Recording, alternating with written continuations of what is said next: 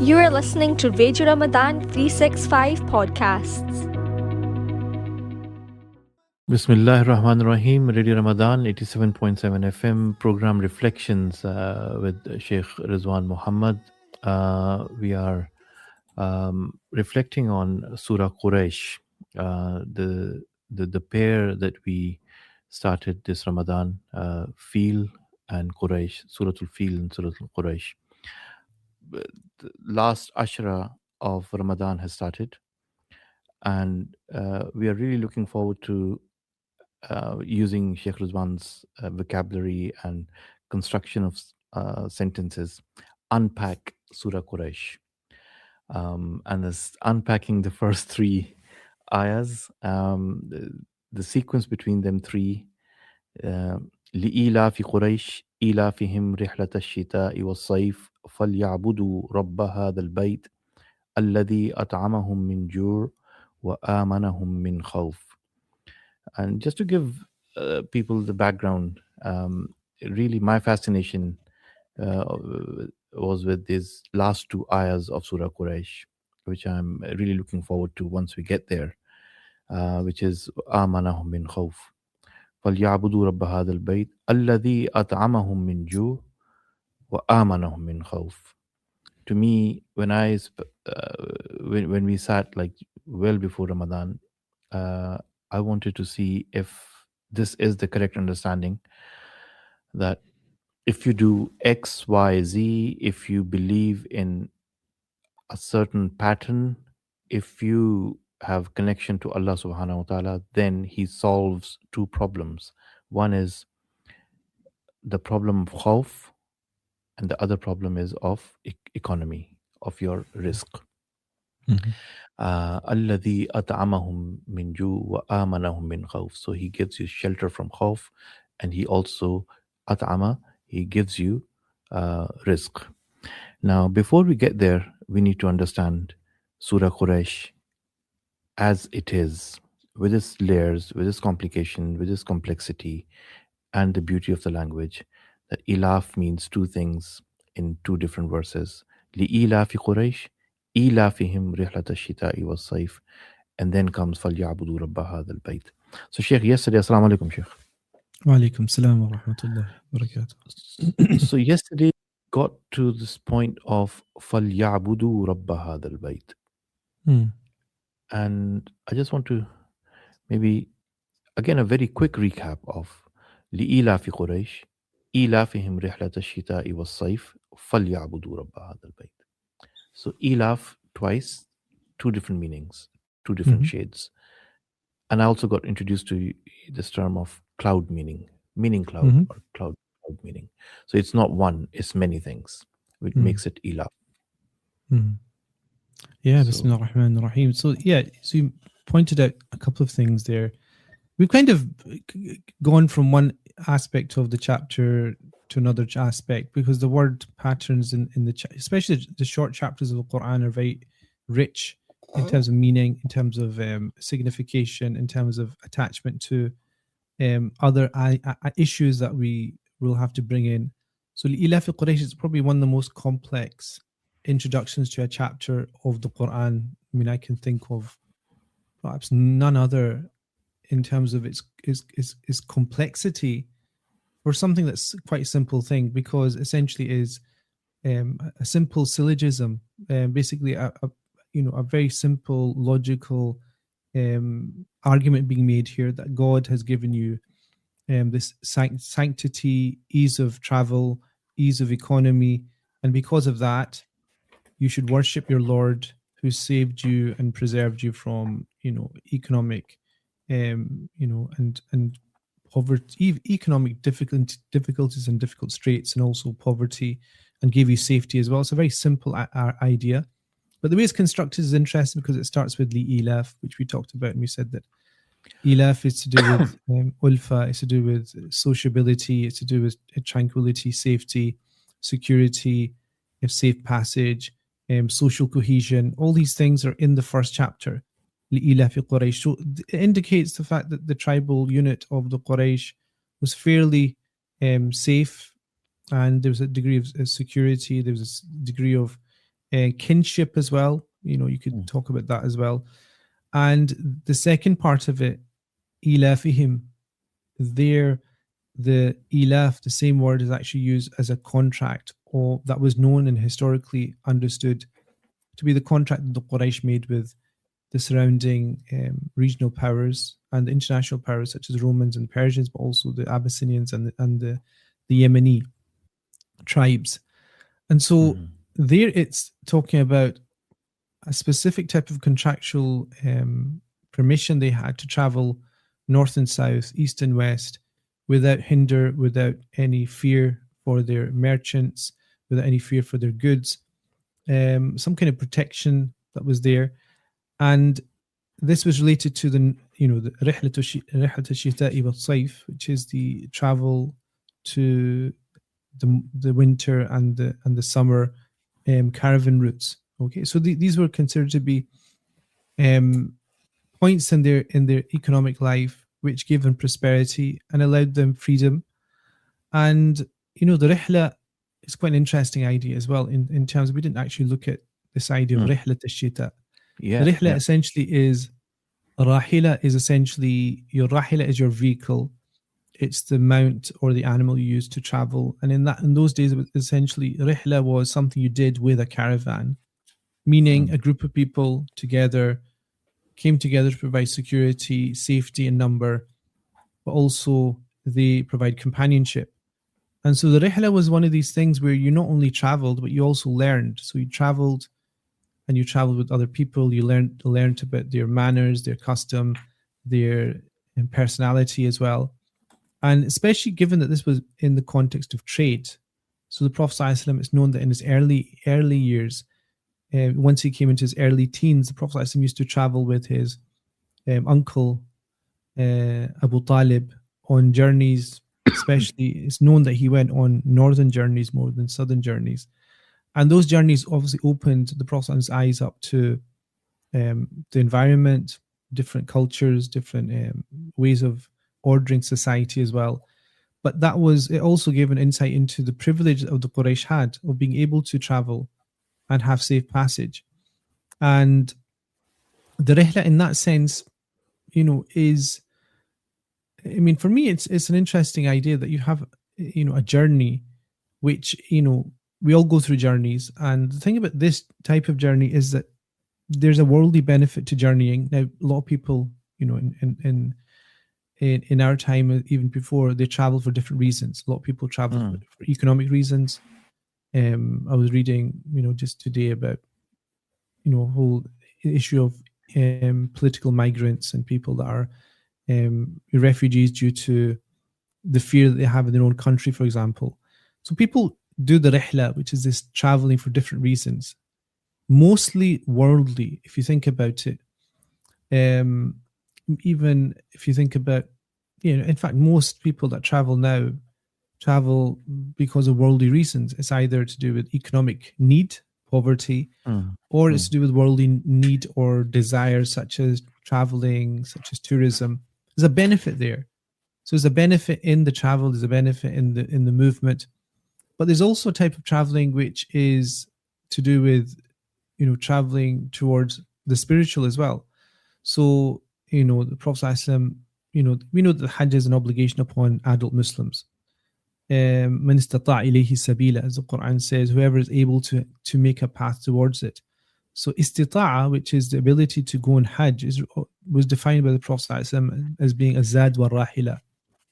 Having provisions, which is economic, and having a rahila, which is a mount and a vehicle to get to the Hajj. Those are considered to be the basic conditions that if you have them, you can afford it and you're able to get there. It becomes an obligation upon people.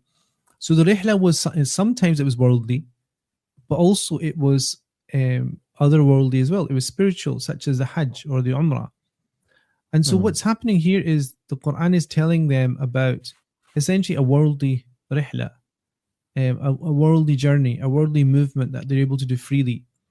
But then in the next verse, Allah subhanahu wa ta'ala will remind them of the fact that they do travel from Mecca and they go to Asham, to the Levant, they go down south to Sana'a and Aden. They make these routes, Okay, and those routes essentially are going to be worldly journeys. The rihlas are going to be worldly, and the travel is going to be for benefits of this world. But they also, when they do that, they always go back to the Kaaba. So it's almost like they miss the significance of the place in search of the benefits that they get for being in the place. It's as if you don't recognize the blessing where you are because you become so accustomed to it. The reason they were given this free passage, this ilaf, this pass that allowed them to go north and south, essentially was not of their doing. It wasn't their planning. It wasn't acute leadership skills. It wasn't strategic planning. It was divine plan, because Mecca doesn't really have much of a reason to remain prestigious for any significant resource reason, geographical reason. There's no significant reason that's there that gives it that appeal, that gives the Quraysh at this point in time in history a very lucrative prerogative, advantage to travel and trade and not have the issues of security and having to ally with a specific world power. So think of nowadays, you've got China, you've got Russia, you've got America, you've got different global powers that are jockeying for strategic influence. And then you've got countries that have to ally to one or the other. So imagine a country which can move freely between all three and have one foot in each. And I mean, I think of Turkey now. Like, if you think of, I mean, you'll have criticism of Turkey in terms of lots of different things. But if you think of a geopolitical positioning where you're able to be in first terms with the Russian president and be able to interact with the Chinese as allies, and then also be part of NATO, for example. In other words, you have this almost like free hand geopolitically to be able to navigate and move between different geopolitical, social, and religious arenas, if you think about it. Now, that has to be because of some kind of privilege, or it can be statesmanship. It can either be planning, it can either be thought, it can be strategic decision making and resource management, or it can just be divinely gifted. With Quraysh, it's clear that it's not some kind of strategic plan that they have, 15-year plan, 10-year plan, 20-year plan that they set out and then they try to implement. What they are given is something that's from Allah subhanahu wa ta'ala. It's a level of power, the level of influence that is not of their making. So the rihla, for me, is a really interesting thing, because the rihla that they're on, they're missing the point of where the source of the power is, the journey. Because even in our lives, I mean, if you think about, everybody's on a journey in some way. You're born, you go through childhood, you go through teenage years that they call teenage years, young adulthood, and you're essentially on a journey, and you're maturing, and you're going towards inna ila rabbika al-muntaha, that your end will be towards Allah subhanahu wa ta'ala. There's that journey, and in the journey you always have to think, where are you, what are you doing, what's the purpose? And as the Quran says, فَأَيْنَ تَذْهَبُونَ, where are you going, where's your end, where's your end stop? And so they're doing so much movement that they're missing the gratitude that is due to Allah subhanahu wa ta'ala for the place that they're in. And I think that's another layer that comes up, because the ilaf gives rise to economic movement and buying and selling and a lot of activity.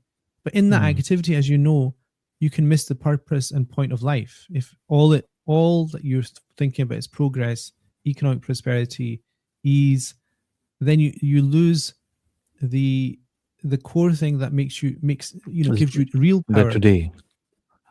The today, but the real power. I mean, because this idea, I mean, because if you think about the Quraysh, did they have power at the time? Even nowadays, if you think of countries and nations and civilizations, do they have power? Or even myself or yourself, do you have power? There's ways of, kind of categorizing power, because the easiest way to think of power is an immediate power that you have when you're there. So if you're somewhere and you can, if you're there, the people feel your power, your influence, and when you disappear, it disappears. That's a very limited type of power. You can't leverage it.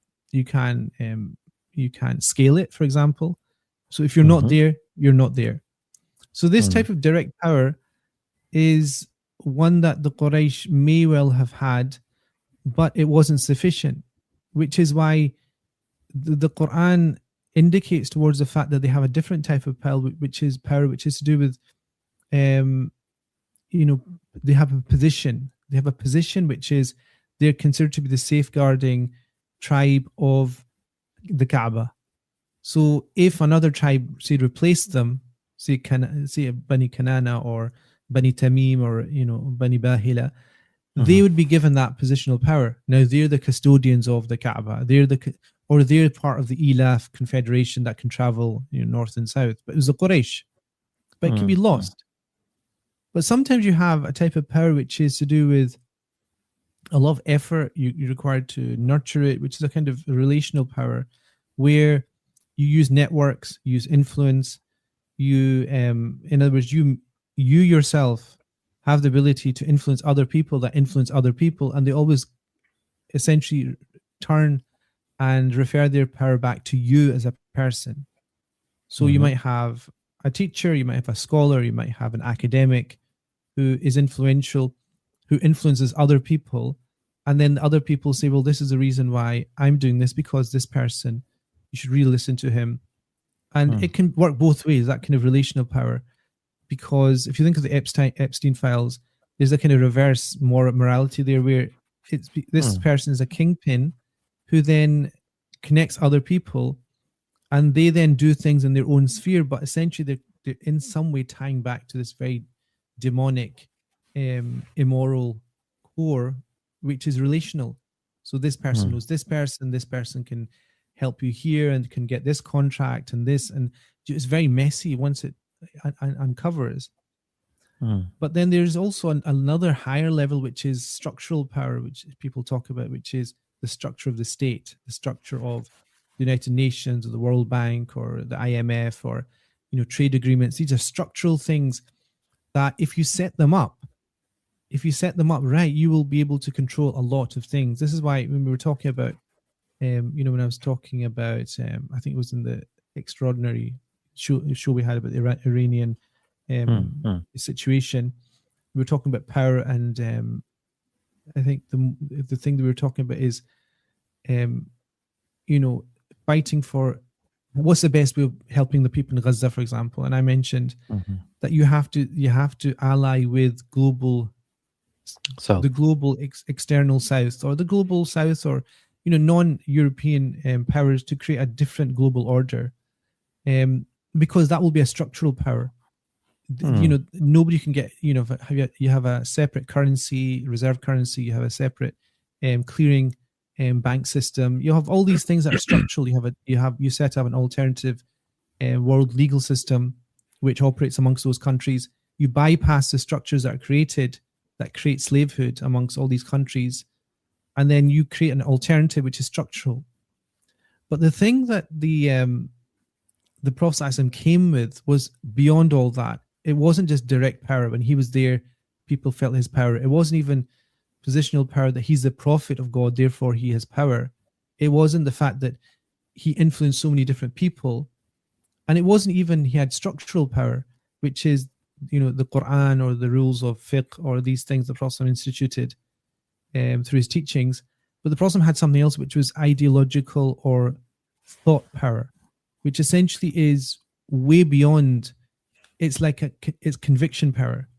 Now, when you're up against conviction power, ideological, faith-based power, nothing can really undercut that. Like if a people have a faith, like the people of Gaza, for example, have a faith, the fact that everybody else had structural power, they had regional power, they had relational power, they had personal power, all these other powers, when it comes into conflict with faith and the power that faith gives you and affords you, and the ideology as well, that cannot be changed. And so the Quran is essentially saying to them, look, you've got type of structural power, you've got these contracts and these agreements with different countries, you can travel north and south and be prosperous, but that's not going to give you prestige. you're sitting on a power gold mine. You're basically sitting and centered within a power gold mine, which is the Kaaba, and which essentially is the calling card of which is the Prophet Ibrahim alayhi salatu wasalam, when he instituted the Hajj to the sacred precinct. And in fact, even more than that, it's the fact that it's his dua, it's the Prophet Ibrahim's dua that is giving you this safety and security, and this safety and security actually in the traveling as much as anything else. The traveling, because the traveling is always, the Prophet said, as-safru qit'atun min al-adhab. To travel is like a portion of the hellfire. It's like a type of torture. Because I don't like traveling at all. But you can imagine traveling in the past. It was arduous. If you read stories of, I was reading a story of Abu Hassan al-Shadhi a couple of days ago, when he all of a sudden had this deep impulse in Cairo to go on Hajj. And this was when all the ships had left, all the caravans had left. He had this deep, deep desire to go on Hajj. And then he got to the shore, and he found a small vessel, a shipping vessel. And he said to the person, "Take me on the journey." And the person said, "Everyone's left, and if you want to go to, Jeddah and go through the sea route, you're too late." And the weather's, just look at the waves. And it said that the person was a Christian and he had 2 sons, and Abu Hassan al-Shadili went onto the boat, and then they went and they were starting, and they're about to capsize, and he started to recite a litany, which was later on became known as Hizb al-Bahar, which essentially you calmed the sea and allowed them to travel. And when the 2 sons of this Christian saw this, they became Muslim. And Abu Hassan al-Shadhi, essentially what he did was the rihla, which was part of danger, he made into this journey, which allowed him to get to Hajj, also created tranquility within what was going to be a very dangerous journey. And so journeys are always dangerous. Journeys are not something that nowadays we assume are safe. Journeys are difficult. They test your patience. And this is something that the Quran is talking about, I think, when it talks about the rihlat al-shita'i wal-sayf. Don't assume because it's easy now that easiness is shared by all people. The ability to access markets is not shared by everybody. It's very unique. The ability to travel safely is not something everybody has. It's unique. Now Allah's going to say, and in fact, it's not even Allah saying to the Quraysh. If you think about this power of this chapter, Allah is not saying, Ya ayyatuhal Quraysh, O Quraysh. And Allah is not even saying, Ya ayyuhan Nabi. Watlu alayka naba'a Quraysh or something. God doesn't say, "Oh, Messenger of God, let me recite to you the story of Quraysh." Allah is talking about the Quraysh, and the Quraysh are listening, and the Prophet is listening. It's almost like a case study, a third-person case study, where the Quraysh are listening into what's being said about them. Okay? And they have to then think, why are we so important in this way? Why are we protected? Why are we given safe passage? And essentially, if they're listening to the rest of the recitation of the Quran as it's being revealed, they'll see the story of the Prophet Ibrahim alayhi salatu wasalam when he makes the dua, that ij'al hadha al-balad amina, Allah, make this land a land of peace, a land of safety, and protect it from being a place where people worship asnam, where people worship idols. And then then remember, Prophet Ibrahim brings his progeny to the Kaaba, to the Haram. He essentially knows the economic, worldly disadvantage of this place. رَبَّنَا إِنِّي أَسْكَنْتُ مِنْ ذُرِّيَّتِي بِوَادٍ غَيْرِ ذِي زَرْعٍ. Oh Allah, I've brought my progeny to a place which has no produce. غَيْرِ ذِي زَرْعٍ. غَيْرِ ذِي زَرْعٍ means like it can't produce anything that you can use to fulfill your hunger. In other words, to satisfy and satiate you. But عند بيتك المحرم, Allah said, the Prophet Ibrahim says, but it's next to your sacred precinct. Why? ليقيم الصلاة, so that they establish the prayer. And then he says فَجْعَلْ أَفِدَةَ النَّاسِ تَهْوِي إِلَيْهِمْ.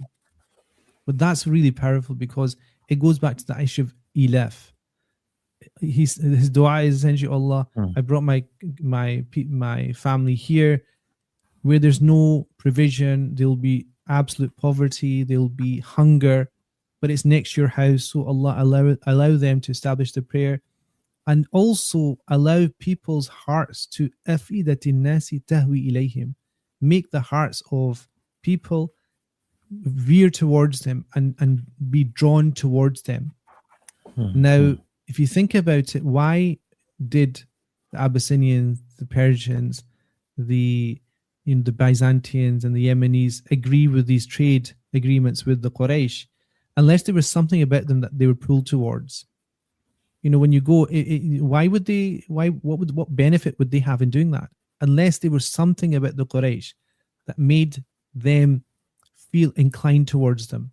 That's from the dua of the Prophet Ibrahim alayhi salatu wasalam. That's, we say qudrati, that's like from the qadr of Allah subhanahu wa ta'ala. And so there's a lot of layers that are unsaid, which are understood when Allah will say, فَلْيَعْبُدُوا رَبَّ هَذَا الْبَيْتِ. And therefore, they should worship the Lord of this house. I mean, it says Lord of this house, not the idols that the Prophet Ibrahim prayed would not be part of their worship, but the Lord of this house. Not so the power that they had, which was seasonal about the idols being there, wouldn't be the source of their power in this narrative, the Quranic narrative. It would be the fact that they are the custodians of what is essentially the temple, the house, the abode of God's majesty, of unity, of Tawheed. Sheikh, three concepts here. So people who just tuned in, this is Reflections with Shaykh Ruzwan Muhammad, Surah Qureysh, 106th Surah of the Quran. Third ayah, kind of a deep contemplation of the word rihla. So rihla I've heard in context of Sufia. There is a rihla that is organized at times where people go for a journey. Then there is a journey that you've described for what you said is worldly. I always have a problem with this. Worldly, why is it different? Why everything that we do is not worship? And why is this a second-rated thing that as soon as you're traveling for food, for economics, for family, for pleasure, for just seeing as a holiday, it suddenly becomes a second-rated thing. It becomes worldly, as if we're doing something just barely okay. Just, it's frowned upon, is it? That's a good point. I mean, from one perspective, if your aim is just, I mean, I spoke to somebody last year. It was so funny. They came to Turkey to go to a specific restaurant to eat meat. Okay. Okay. So I'm struggling to get to the point where I can give them a religious, stamp of reward for that. And the person did it because they saw some advertisement on some social media thing that they said they wanted to, that made them want to travel. So I mean, and not to say it's haram to do that. I'm just saying the concern just to fill up a stomach which is already full is not a concern that should be sanctified, if that's what you mean. But there obviously is this thing that if you're, if a person is traveling to earn halal, is rewarded. And if the person is traveling for halal and they have the intention of using what they earn to support people they need to support, then it's double the reward. It's like innamal a'malu binniyat. Actions are by your intention. And that's why even scholars, they have this principle that an-niyat tughayyiru al-'adat ibadat, that your intention transforms something which is a normal thing you do worldly, day to day, such as going for a walk, such as spending time with family, such as playing a sport, such as just doing something seems to be not religious, quote unquote, in that way. it makes it into an act of worship. The intention, like your intention of sitting down with your child and listening to their weird story about some kind of horror thing that's happened, or their kind of story, or whatever it is, something menial to you, which is going to bring the child closer to you, is an act of worship. If your intention is that it brings this sociability, this cohesion and closeness to you and your child, that becomes worship. And then if you have to choose between that and reciting Quran, the prophetic model would not be to recite Quran there, it would be to spend time with the child. Because what you're doing is you're embedding within the child the love of a way of being and socializing, which will stand them in good stead to create a healthy society from which you'll have more people who will be more spiritually minded, who will then recite more Quran. And therefore, if through that small action down the generations you have a more healthy community and family, then more people will recite Quran, and it's all on your if you're worried about your bank balance, religious bank balance of Quran that you finished, then you're going to find that on your bank balance after you die. So we're very short-sighted in terms of what's religious, what's not. You know, secular, spiritual, or worldly. I mean, there's no difference. I mean, I don't consider anything that I do in a category, okay, I'm religious mode. Topi penli, you know, I've got the hat on, I've got the shalwar kameez, and so I'm in religious mode with tasbih, and then come home, take it off, okay, you know, joggies and hoodie and this kind of then. No, I was sorry. I was kind of referring to something slightly different here, that which is vast majority of population throughout the history will always remain the consumers of this world and how they do it. Like they're worried about getting their house in order, they're building a house, having a vehicle, stable income. And a small minority will be quote unquote higher purpose, a very small minority. And they are the thought leaders of the society. They'll be setting the trends. But the trend they set is for people who don't know how to set trends. So for them, what we call worldly is the entirety that they live. That's where I was seeking your kind of comment or clarification on that. You know, the vocabulary of this is worldly and this isn't. Everything a Joe does, your average person, sorry, it is worldly, but the worldly things are desirable. Is it not the case? Everything is about this. Like it amounts to even the recitation, the litanies are for a bahr. Okay. Yeah. So for a journey. Sorry. Yeah. For a litany is the Hizbul Bahar is for a rihla, for a journey. Okay. Yeah, for a purpose. You know, Imam Shadli, what he said is, I mean, he lived during the time of the sacking of Baghdad. And he said, I'm sure I read this, he said that if the people of Baghdad had read the litany, they would not have been sacked. Hizb al-Bahar is very powerful. I mean, I read it constantly. And but there's something there which is, did he mean that literally, or did he mean just indicating, exaggerating the power of it, or the influence of it, or the stability it gives a person when they recite it? Because it's all Quranic, essentially. It's verses of Quran and prophetic dua is essentially, you know, it's made up of that. But the I guess what I've learned from you is the deep connection which is missing of the humanity with the Creator in every sphere. And the connection is your anchor to do what you're required to do as human, civilizational struggle.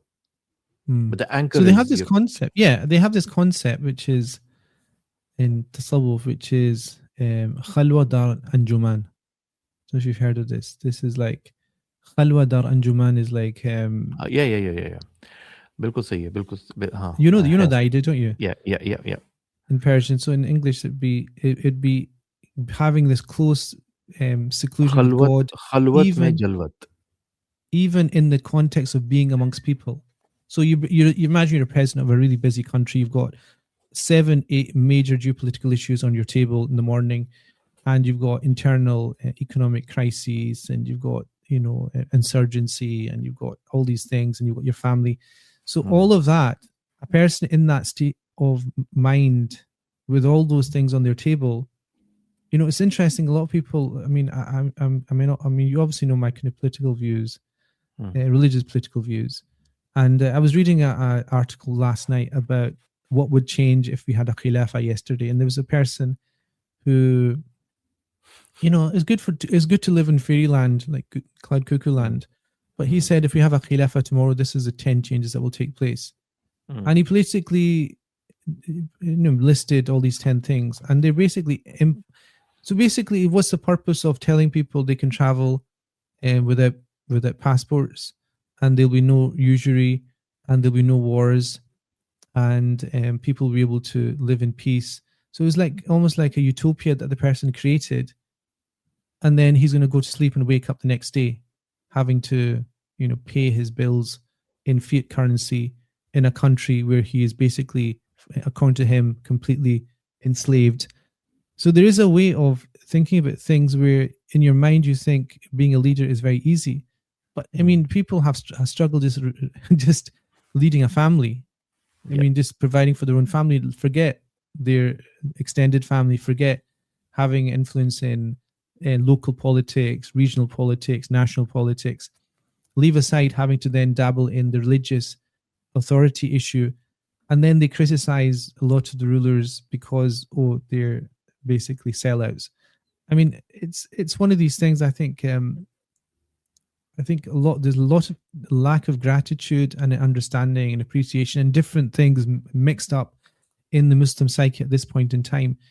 And my point was that person who has all that on the table can have khalwa dar anjuman. Can be in dealing with all those worldly issues of security, safety, and economic prosperity, and all these things, can be in a state of intense spiritual, religious action, even if they're just doing the very basic fara'id of their prayers and basically struggling to do the taraweeh or whatever.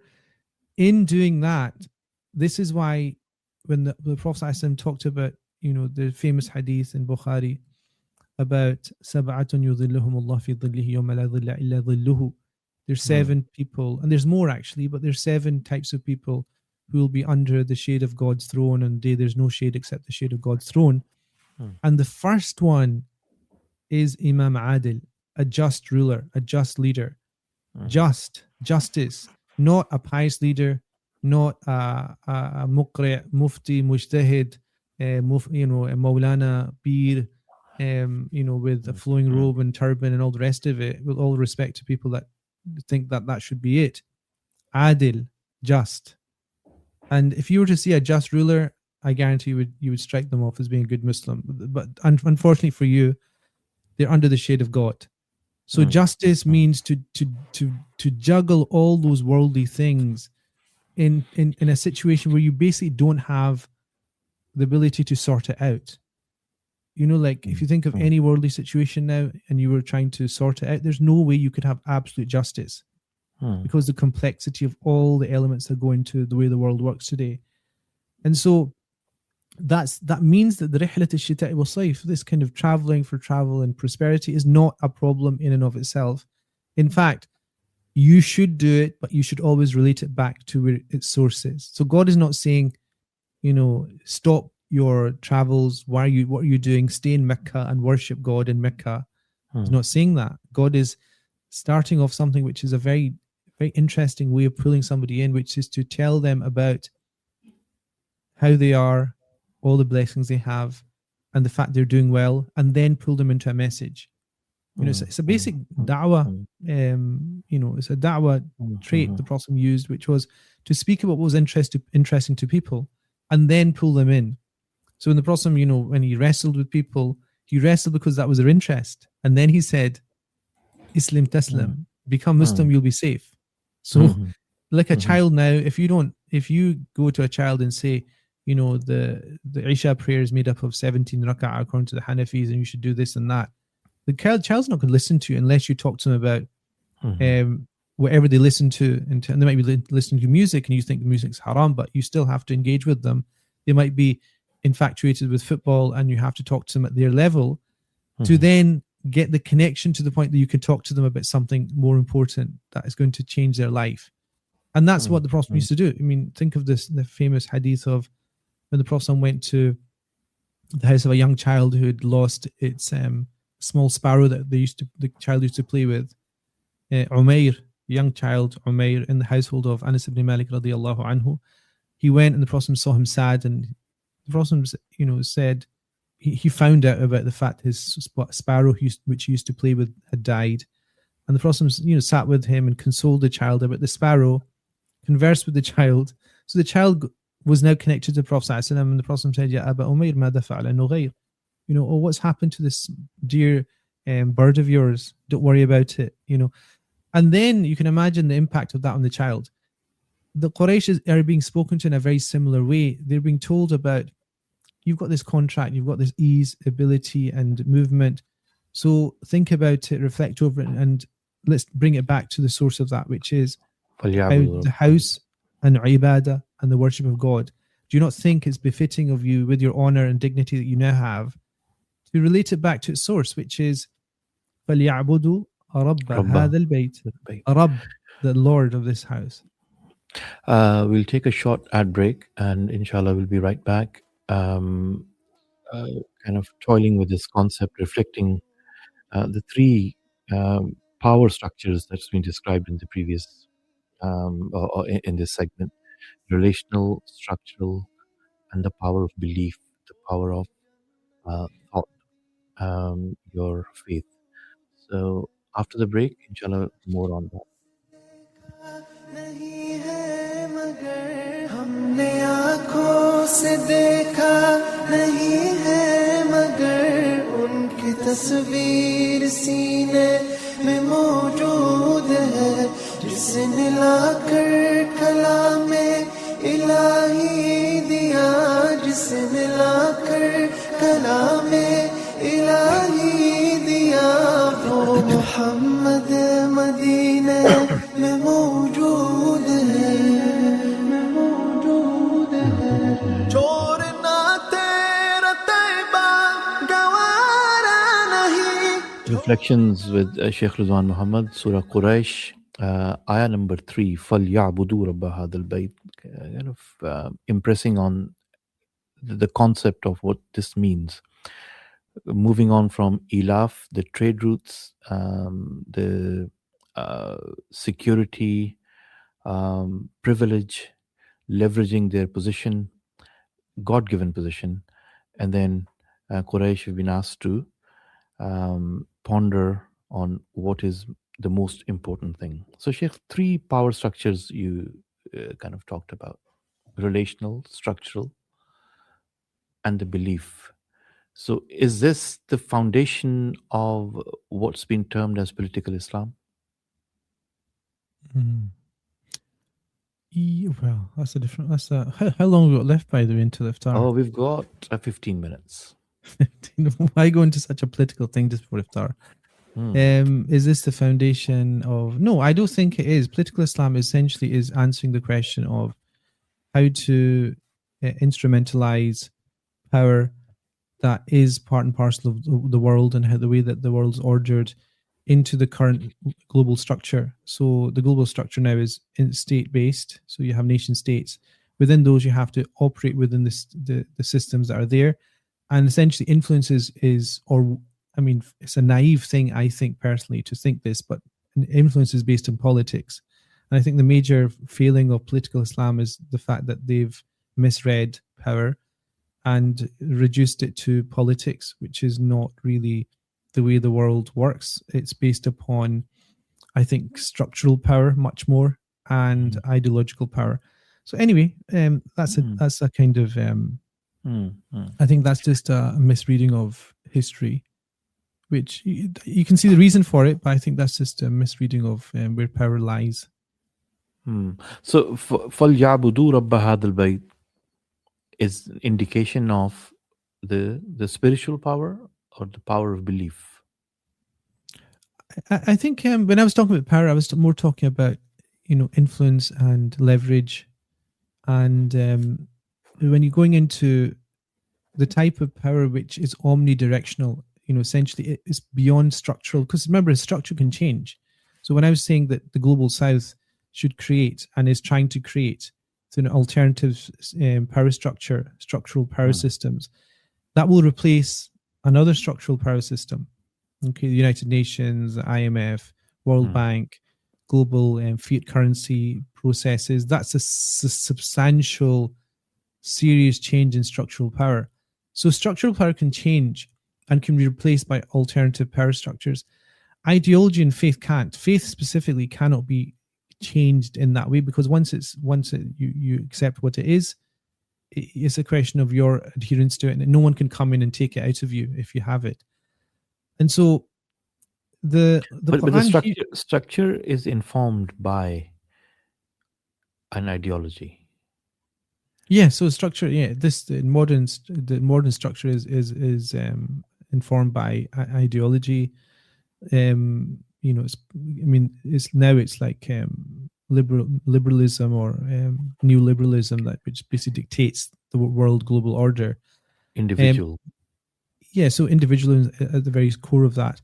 If you have a type of political reading of Islam, you might want to replace that with another structural system, but it's only as strong as the structure. Individuals don't have much power in that. They're just nodes and individual elements within the structure itself.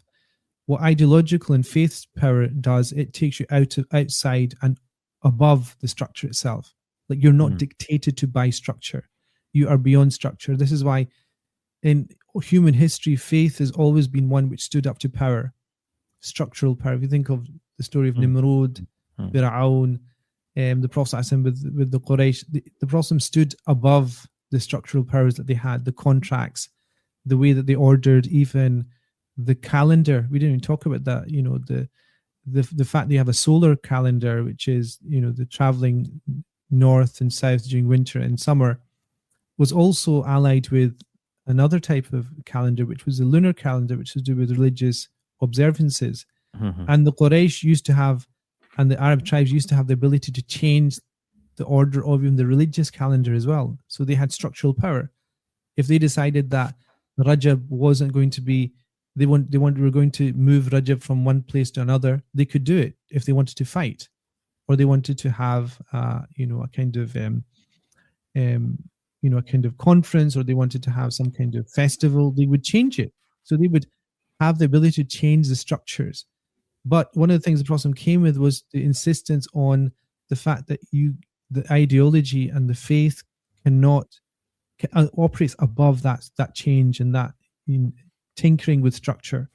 The things the Prophet, but farewell pilgrimage was the abolition of intercalculation of the lunar calendar, where the Arab tribes would decide when the sacred months would be and when they could fight and when they couldn't fight based on their interest, which was worldly interest. And so I think the idea of the power of idea, the power of faith, the power of conviction, I think supersedes all of those types of power that you can have. So it doesn't mean they don't interlink. They're not mutually exclusive. So you could have a person who has direct power, which is based upon their faith. You could have a person that has positional power, which is based upon their faith, like an imam, for example, a mosque. He has power because of his direct connection, but he also has the fact he's the imam al-ratib of the mosque. But he also has ideology. The person also might have relational power. So the Shaykh might have lots of students that then speak to other people, and then they create this kind of sequence of things. And then you have structural power. So you could have, for example, the Mufti of Saudi Arabia, for example, would have structural power as well. So you can have a person with ideology and faith can also embed themselves in all these other aspects of power.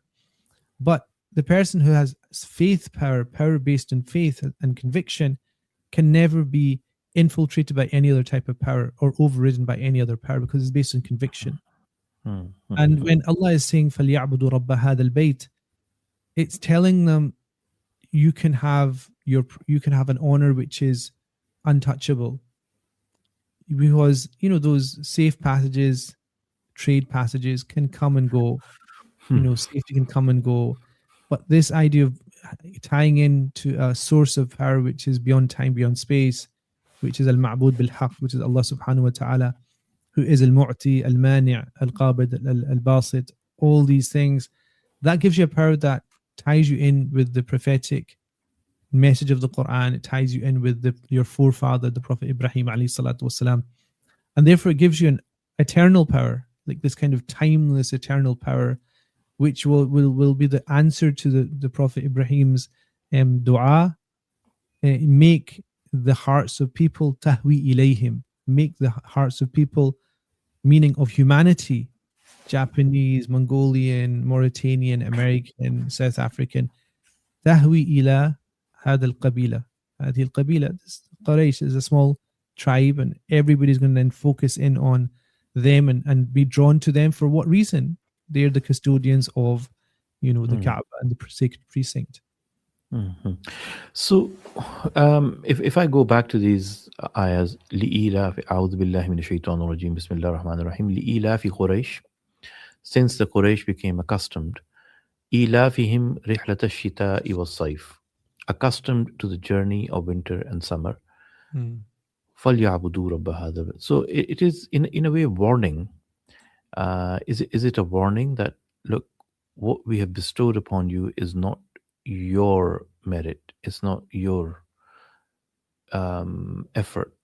We have given it to you, and it's a duty on you to remember me by worshipping my house. You're not worshipping the house. Technically, you're worshipping Allah. Yeah, so that was the Lord.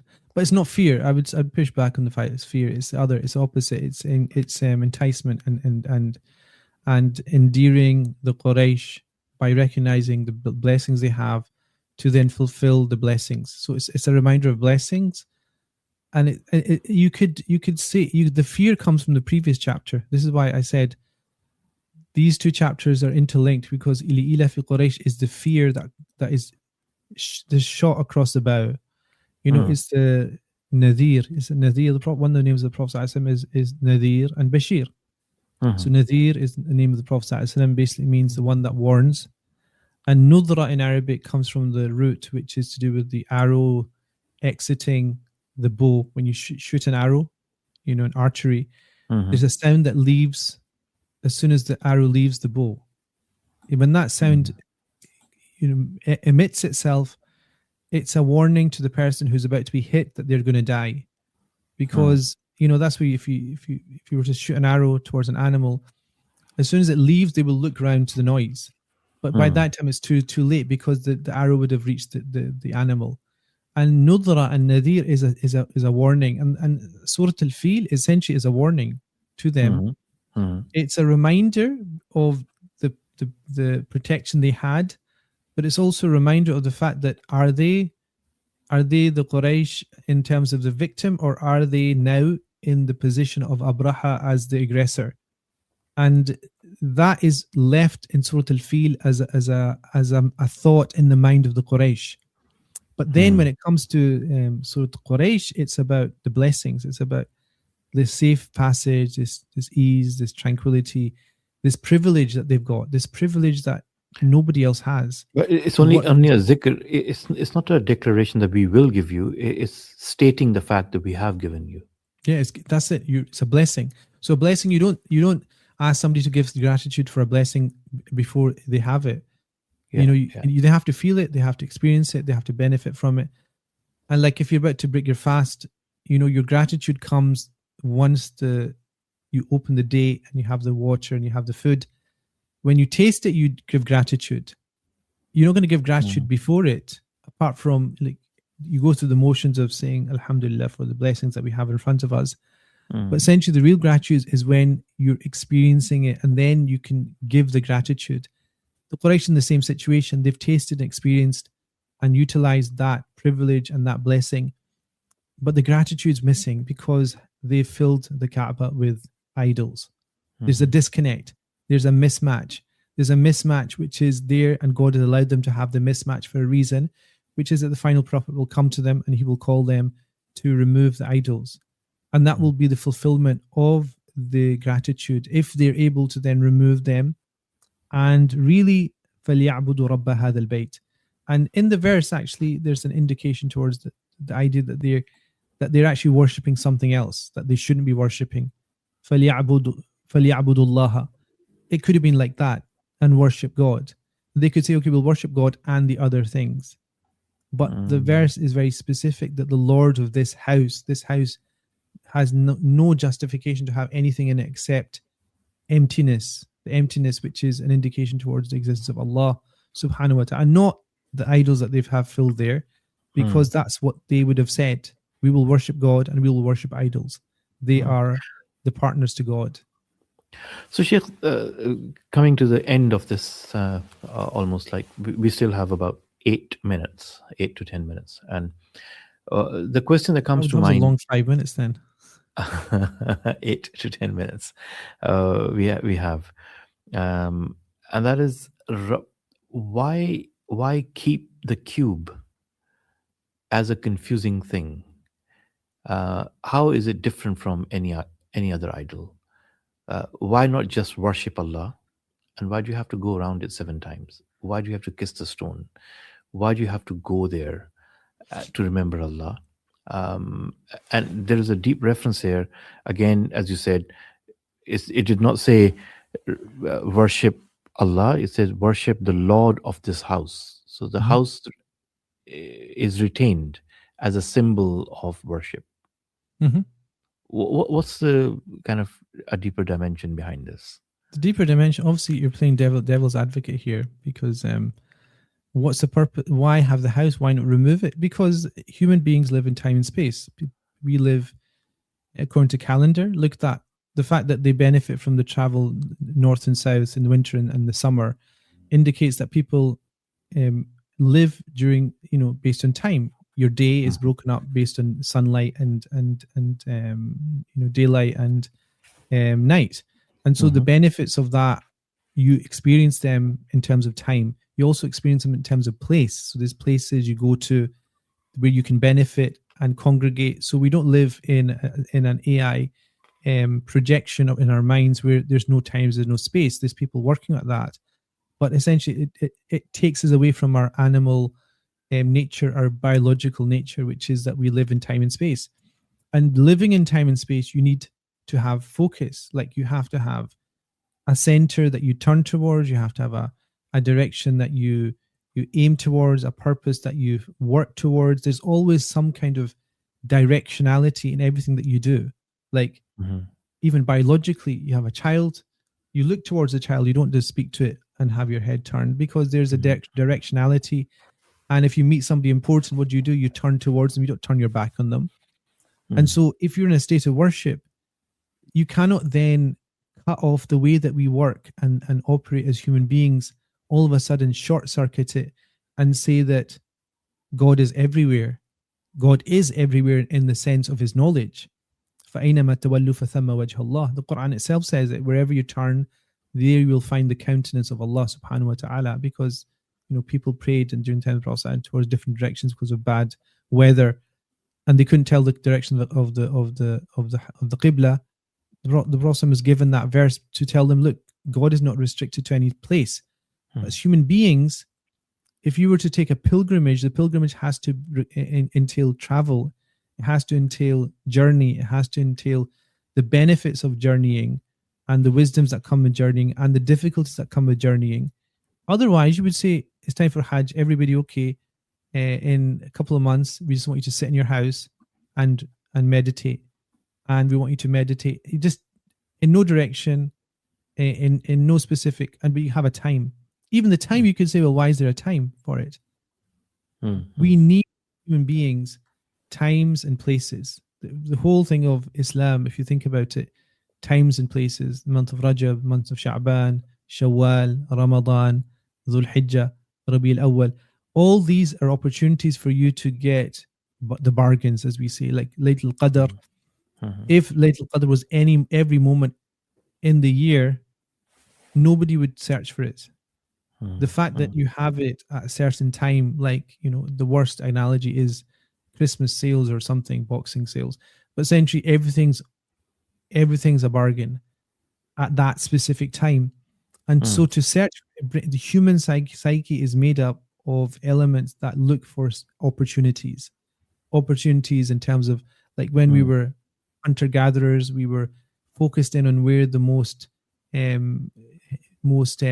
lush foliage would be, or where the best hunting ground would be, so we could take advantage of it. But same with worship. You go to the Kaaba and God is not there. It's just an indication of the direction for the prayer itself. But it's sanctified because of the fact that when you go there, you'll go to a place where people came all over human history, and prophets came and they died and they were buried in the precinct. And that reminds you of the fact that people over human history submitted and worshipped a God which is not tied to time, to space, to direction, to need, is not based upon economic requirement or anything like that. You come in front of God as a fard, as an individual, not requiring any intermediary. And so that abstractness of the Kaaba in a place that has no strategic benefit for anybody apart from the fact that the Prophet Ibrahim was given that, you know, place to go to, is why you have to have a place, a time, a setting, an intention to worship. And Ramadan's a perfect, you know, one of the most perfect examples of that. You know, 30 days fasting from a specific time to a specific time. It orders us in the year to kind of take stock of everything. And then the rest of the year is either a longing or a departure from that. You know, either a longing for the next Ramadan or a departure from the benefits of the Ramadan that we're in. Reflections with Shaykh Ruzwan Muhammad. Another session comes to an end, and I leave you with the recitation and the translation of Surah Qureysh. Inshallah, we'll be back tomorrow with another session. Assalamu alaikum wa rahmatullah. Alaikum salam wa rahmatullah. Bismillahir Rahmanir Rahim. In the name of Allah, the entirely merciful, the especially merciful. لإيلاف قريش. For the accustomed security of the Quraysh. إيلافهم رحلة الشتاء والصيف. Their accustomed security in the caravan of winter and summer. فليعبدوا رب هذا البيت. Let them worship the Lord of this house. الذي أطعمهم من جوع وآمنهم من خوف.